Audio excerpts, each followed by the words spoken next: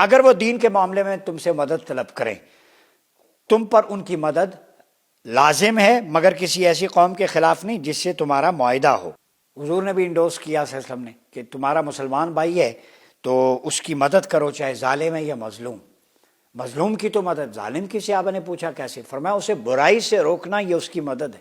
یہ جو تکمیل پاکستان یہاں سنو ٹی وی بیٹھ کے آپ کو بتاتا ہے اچھائی کیا ہے برائی کیا ہے، یہ ہم مدد کر رہے ہیں ان ظالموں کی بھی، ان کو بتا کے کہ بعد آ جاؤ کرپشن سے، یہ اللہ اور رسول کے نظام سے بغاوت، یہ ہم مدد کر رہے ہیں ان کی، اشرافیہ کی مدد کر رہے ہیں کہ اپنا مال نہ بناؤ، غریبوں پہ خرچ کرو، یہ مدد ہے۔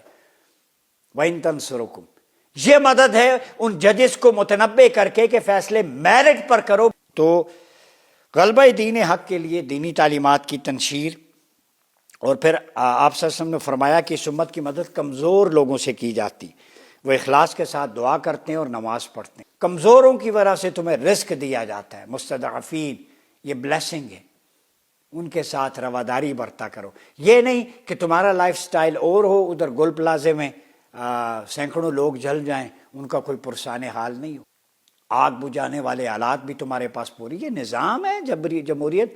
جمہوریت کے تحفے طائف میں سے ایک گل پلازے کی آتش زدگی بھی ہے، جہاں فائر فائٹرز آئے، فائر بریگیڈ کی گاڑیوں میں پانی ہی نہیں تھا، وہ سیڑھیاں ہی نہیں تھی جتنا وہ پریشر اس کو ابزارب کا، کھربوں کا نقصان ہو گیا، ہزاروں خاندان اجڑ گئے، جان کا ازالہ تو ممکن ہی نہیں۔